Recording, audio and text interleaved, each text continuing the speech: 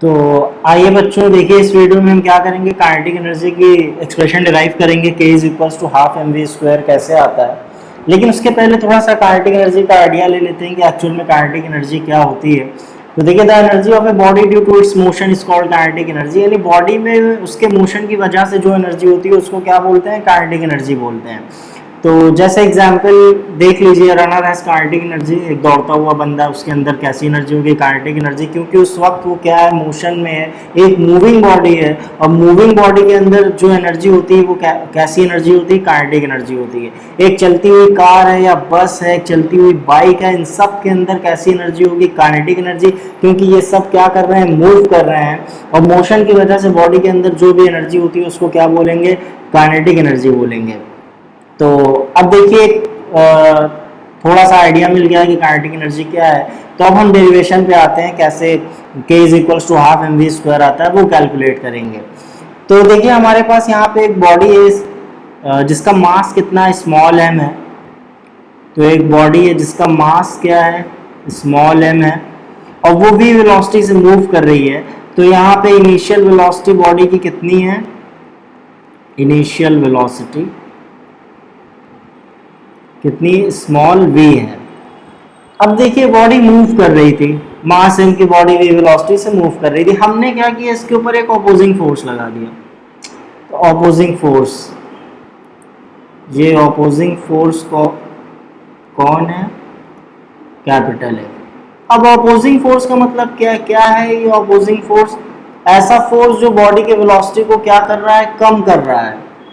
ये बॉडी के वेलोसिटी को कम कर रहा है, यानी होगा क्या, इस फोर्स के लगाने से बॉडी क्या हो जाएगी, रेस्ट में आ जाएगी। तो देखिए, ये पॉइंट ए पे थी बॉडी, और इस ऑपोजिंग फोर्स एफ को लगाने से पॉइंट बी तक आई, और बी पे आके क्या हो गई, रुक गई, यानी रेस्ट पे आ गई। यानी इस यहाँ पे इसकी जो फाइनल वेलोसिटी थी, मान लीजिए कैपिटल वी है, ये क्या हो गई, जीरो हो गई। यानी फाइनल वेलोसिटी बॉडी की क्या हो गई, जीरो, जो कि कैपिटल वी है। अब देखिए, बॉडी पे हमने फोर्स लगाया पॉइंट ए पे, बॉडी रिटार्ड करना शुरू हुई। रिटार्ड करने का क्या मतलब है, जब बॉडी की वेलोसिटी बढ़ती है तो उसमें कहते हैं कि बॉडी एक्सेलरेट हो रही है, यानी उसमें एक्सेलरेशन हो रहा है। लेकिन जब बॉडी की वेलोसिटी कम होना शुरू हो जाती है तो हम कहते हैं कि क्या हो रहा है, बॉडी में रिटार्डेशन हो रहा है। तो पॉइंट ए से देखिए पॉइंट बी तक आई है बॉडी, रिटार्ड करते करते, पॉइंट ए से पॉइंट बी तक उसने कुछ डिस्टेंस ट्रैवल किया है। इस डिस्टेंस ट्रैवल को कैसे डिनोट कर रहे हैं, स्मॉल एस से। तो इसको भी लिख लेते हैं कि डिस्टेंस ट्रैवल्ड कितना है, distance travelled small S, distance उसने क्या किया, ट्रैवल किया। देखिए, इतनी सारी चीज़ें बता दी गई कि बॉडी पॉइंट ए पे थी, हमने एक ऑपोजिंग फोर्स एफ लगाया, उस वक्त उसकी वेलोसिटी भी थी, बॉडी ने रिटार्ड करना शुरू किया, रिटार्ड करते करते पॉइंट बी पे आके रुक गई। इस केस में इसकी फाइनल वेलोसिटी जीरो हो गई। पॉइंट ए से पॉइंट बी तक उसने जितना डिस्टेंस ट्रैवल किया उसको भी लिख लिया। तो अब ध्यान दीजिए, पॉइंट ए से पॉइंट बी तक आने में उसने कुछ काम किया होगा, कुछ वर्क किया होगा। और हम लोग जानते हैं कि जब बॉडी पे फोर्स एफ लगाते हैं और उसमें अगर डिस्प्लेसमेंट एस होता है तो उसमें वर्क डन कैसे लिखते हैं, W is equals to F into S. ये है वर्क डन कब, जब बॉडी पे फोर्स लगाएं एफ और उसमें डिस्प्लेसमेंट कितना हो या डिस्टेंस ट्रैवल कितना कर रही हो, एस। तो इस केस में वर्क डन होता है एफ इंटू एस। मान लीजिए आपकी क्या हो गई, इक्वेशन 1। अब ये बॉडी की इनिशियल वेलोसिटी थी v, स्मॉल v, बॉडी में एक्सेलरेशन कितना था, स्मॉल a, रिटार्डिंग फोर्स लगाया, अपोजिंग फोर्स लगाया, तो बॉडी की फाइनल वेलोसिटी हो गई जीरो। बॉडी ने डिस्टेंस ट्रैवल कितना किया इस बीच, s। तो हम थर्ड इक्वेशन ऑफ मोशन की हेल्प लेके क्या लिख सकते हैं, देखिए थर्ड इक्वेशन ऑफ मोशन होती क्या है, using third equation of motion क्या होती है, V square is equals to U square plus 2s। तो अब ध्यान दीजिए, यहाँ पे v क्या होती है, फाइनल वेलोसिटी, u क्या होती है, इनिशियल वेलोसिटी, a है एक्सेलरेशन, s है क्या, डिस्टेंस ट्रैवल्ड।